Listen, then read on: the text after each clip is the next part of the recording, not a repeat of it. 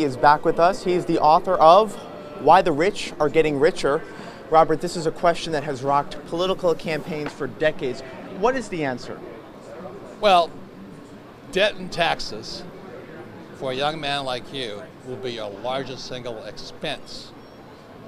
You see, but for a rich person with financial education, debt and taxes will be my largest source of income. It's so opposite of what everybody teaches you. So that's why I wrote Why the Rich Are Getting Richer, because it's really not fair. You'll work very, very hard, and debt and taxes will eat you alive. Where a guy like me, because I had a rich dad, and like President Trump, debt and taxes make us richer. It's opposite. So how do I get to your end of the spectrum? Is it largely through investing in real estate? Well, first of all, it's an education. There's many ways you can do it. I primarily do it via what I call the McDonald's formula. If you know, there's a movie Founder with was it Michael Keaton. He said, McDonald's business is real estate. It's not hamburgers, it's real estate. And so my business, the Rich Dad Company, is real estate. And that's why I use debt and I use taxes to acquire large tracts of real estate and pay no taxes. Legally. It's a very interesting discussion as the government looks to put forth tax reform. I mean, what are people getting wrong when it comes to taxes? Just not knowing the loopholes out there? Correct. If you're a hard-working employee or a doctor or an attorney, you will pay the highest taxes. But for the professional investor, like I'm an entrepreneur and I create investments, I pay no taxes. So as long as, that's why in Rich Dad, Poor Dad, lesson number one was the rich don't work for money. Because the moment you work for money, you're taxed. And so this tax reform is a good idea. But for a young guy like you, it's best to learn early why guys like me use debt and taxes to get rich, whereas debt and taxes will eat you alive. Now, you know, many people think, oh, I'll just start my own business and that's how I'll move up the economic scale. But in the book, you say that may not be the best idea. Explain. Well, again, it goes back to what is your level of financial education? We're taught to be employees, not entrepreneurs. Go to school, get a job, not go to school and create jobs. And the mindset between a person who creates jobs and a person who looks for a job are opposite. It's like, you know, two sides of a coin. So that's why, you know, both the president, and I know he's not the most popular guy of a lot of younger guys, but he's a good man. You wrote a book with him. Yeah, 2 books now. He's a good man, but we're concerned about financial education. So he and I are entrepreneurs. We thousands of employees, lots of real estate. And because we do that, the IRS gives us tax breaks because we use debt because the government wants us to borrow money, which is why interest rates are so low. And because we borrow, create jobs, and buy real estate, we pay no taxes. Legally.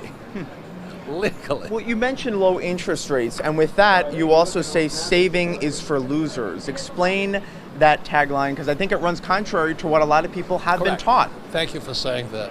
For years, I've caught hell, as you know, because I kept saying savers are losers. And you saw interest rates.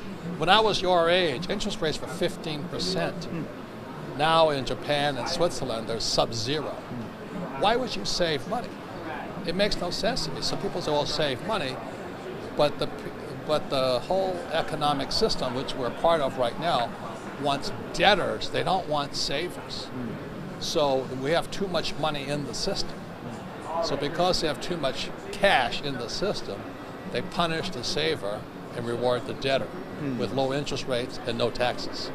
So what's the other solution then to that? I mean, should I put the money into the stock market? Should I take on debt and invest that money in the stock market? Well, as you know, you guys are so lucky being your age. So we're in the information age. The problem is our school system's still in the Stone Age. And they don't provide you the knowledge to process information. So like when you say go to school and get a job, it doesn't make sense to me because I'll be taxed. And so really we're in the knowledge age and information. So the most important investment is your financial education, which is not taught in school. And so that's why so many bright young people like you come out, their student loan debt up to here, they're looking for this mystical, high-paying job, and they're living with mom and dad.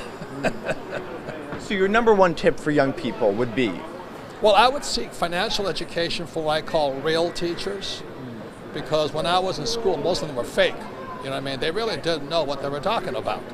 Like my accounting teacher, I'm in my MBA program, I knew more about accounting than he did, because the poor guy never left school. You know what I mean? He was like my poor dad, a school teacher. Real world experience. Yeah, really, yeah, surprising. I went to flight school. I flew for the Marine Corps. I had to have real teachers. You know, you don't want some guy who's never flown before or just flew a little Piper Cub to teach me to fly in combat. I needed real teachers. So as young people, I always say to them, choose your teachers wisely. Make sure they're real. Make sure they know what they're talking about. They're not people just working for that paycheck. You know, like most financial planners are good guys, but they're not rich people. Why would you take advice from them? And Robert, before we let you go, what is your advice for women and investing? What kind of mistakes do women make when it comes to investing? The biggest, you should talk to my wife, Kim. You know, I mean, she's beautiful on the outside, beautiful on the inside, but she says this to all women. Women, you and I know that when it comes to money, women are smarter than men. That's from my wife.